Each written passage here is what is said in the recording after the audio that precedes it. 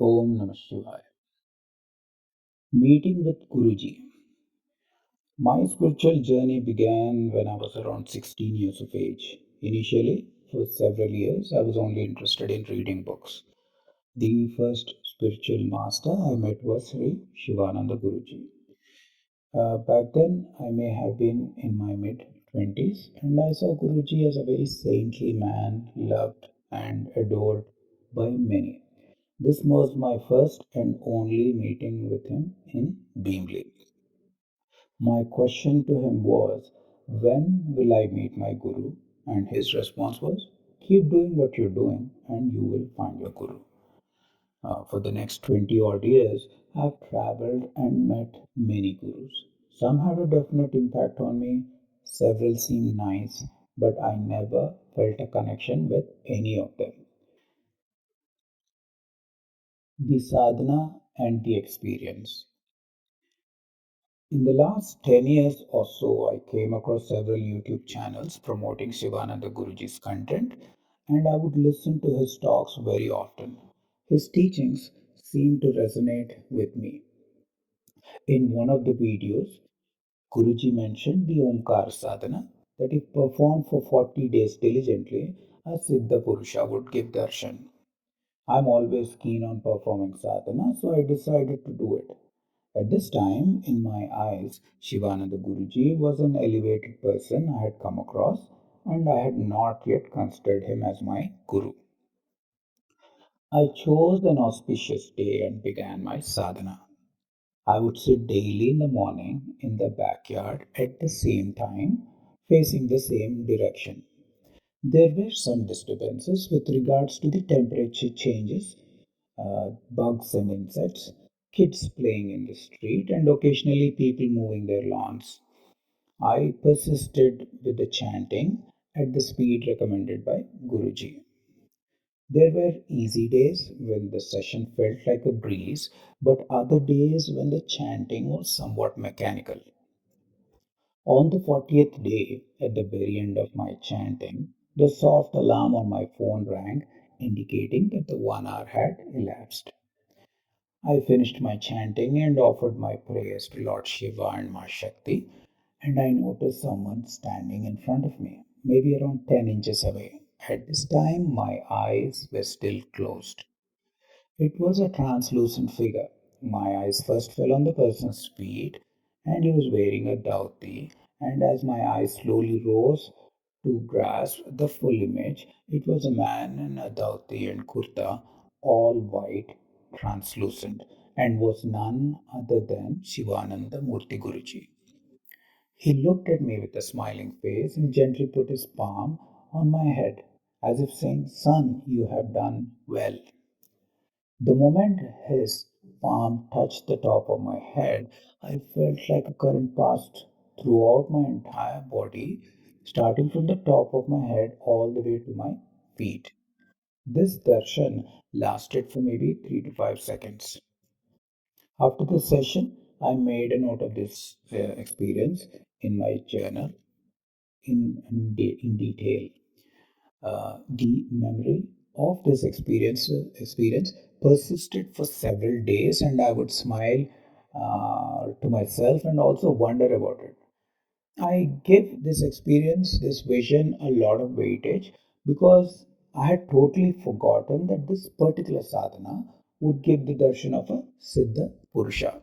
Had that thought been in my mind, I would have considered this experience an illusion that my mind created, just an imagination. This was also daytime and I was sharp and alert, so I indeed believe this was a genuine experience. After that, I continued doing various sadhanas, and on the Mahashivratri night of 2021, I said to Shivananda Guruji that you are my Guru and I am your disciple. Thus began the relationship. Intense Shiva Panchakshari sadhana and deep Vairagya. In 2022 and 2023, I had done several Omkar sadhanas lasting 200 plus days. a very strict sadhana, mass tantric mantras chanting that lasted for 520 days. In December of 2024, I got an intuitive thought that I should prepare for 2025, as one of the YouTube videos mentioned that Guruji's next avatar is expected to appear in that year. I immediately started with the Panchakshari mantra 1008 times daily. After 2 days, it felt very little. Then I went up to 5004 times daily and was still unsatisfied. After a week, I decided that I would chant a minimum of 10,008 times every single day. At that time, I was working two jobs, so this was quite intense because I would start chanting around 6 in the morning, working throughout the day and chanting. Then the whole chanting would last maybe till 10:30, 11 in the night. Uh, I chanted the holy Om NamaShivaya mantra over 6 lakh times in the 3 months. The very next day of Mahashivratri of 2025, I had such an intense vairagya that I could not handle it. I was not ready for it. I abandoned all sadhana. I even stopped going into the puja room. This intense feeling seemed like a mix of dispassion, dejection, and depression. I decided not to do any sadhana for a while. As I was constantly thinking about death, how the last moments of this life would be, what would occur next, etc.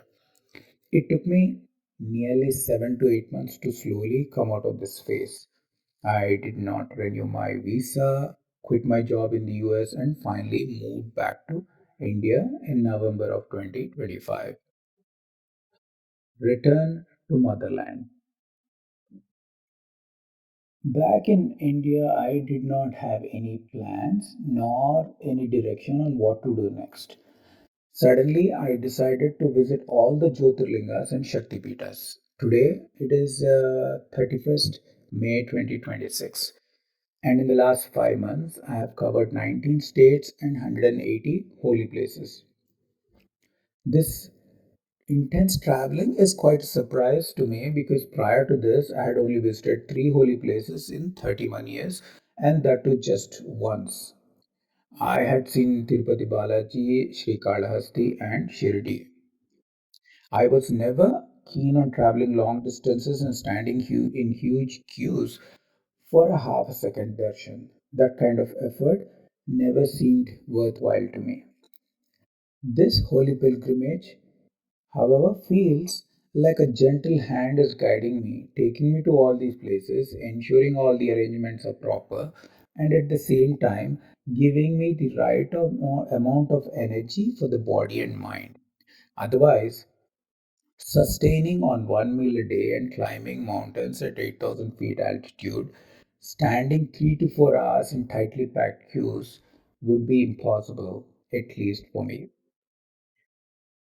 For the last 20 years, my sadhana revolved around Lord Shiva. In the past few years, Shivananda Guruji took the center stage for a while, and now it seems he has completely moved into the background. Mother Divine is in the foreground, and almost all of the time, she is on my mind, especially the last few months. Bonding with my Guru. Traditionally, it is said that the Guru's word is the disciple's command, but I've never had any direct interaction with Guruji. I've only heard him convey his thoughts to his disciples. Hence, I believe his thought is my command. This is not a mere statement from my end. In one video, Guruji mentioned that he stopped eating mangoes after his wife's passing. The day I heard this on YouTube, I immediately gave up on eating mangoes despite them being my favorite fruit. I think it was over 2 years of abstinence from the fruit, and one day I had this intuitive thought, or maybe a recommendation came from within saying you can start eating from now. And for lunch, I had mango pickle on that day. Had this thought to refrain been my own creation, I would have felt guilty for breaking an oath that lasted for 2 years. There was no guilt, no hesitation, and I just ate the fruit. Guruji, in another YouTube video, mentioned a yogi's diet and how important it is for some sadhaks to eat very less. I immediately changed my habits. The preceding year, I used to eat at least 4 times daily due to my intense workout in the gym. But adhering to Guruji's instructions on diet, I started eating only twice daily and maintained that for more than 2 years. In December 2025, on Ekadasi day, I decided that I would only eat once daily. I've been on a one meal a day diet for the last 6 months. In another video, Guruji mentioned that everyone should pray for Sanatan Dharma and Bharat. I immediately added it to my daily routine and have been praying for the last several years. I also came to learn that Guruji traveled to all corners of India and performed yajnas for the sake of Sanatan Dharma and Bharat. Every one of the 180 holy sites in the 19 states that I covered, I repeatedly prayed to Lord Shiva and Shakti to bless Sanatan Dharma and Bharat. I'll continue to do this as I cover the rest of India. This is one of the ways I'll support my Guruji's mission. The bonding with your Ishta, Devata, Devi, and Guru is very important in progressing on the sadhana path. The lack of hesitation, the eagerness to implement, discipline to practice, and the willpower to adhere to the teachings shows my bonding with my Guru. When the time permits and if required, I'll share my experiences on how the bonding with your Ishta and the Guru can create miracles in life. I'll also share some experiences from my trips to all these holy places and how I have benefited from them. Thank you. Shiva Eva Guru. Om Namah Shivaya. Siddhaya Namah.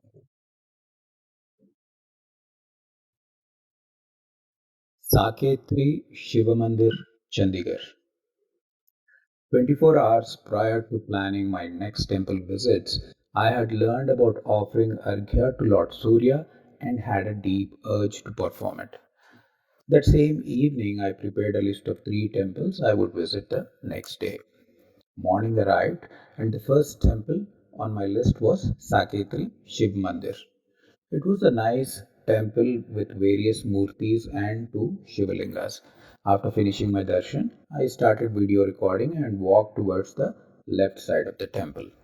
To my utter surprise, there was a spot dedicated to offering Arghya to Lord Surya. This to me seemed like a divine play, as prior to visiting this Shiva temple, I had covered 110 plus temples and till date a total of 180 places, including 2 temples solely dedicated to Lord Surya.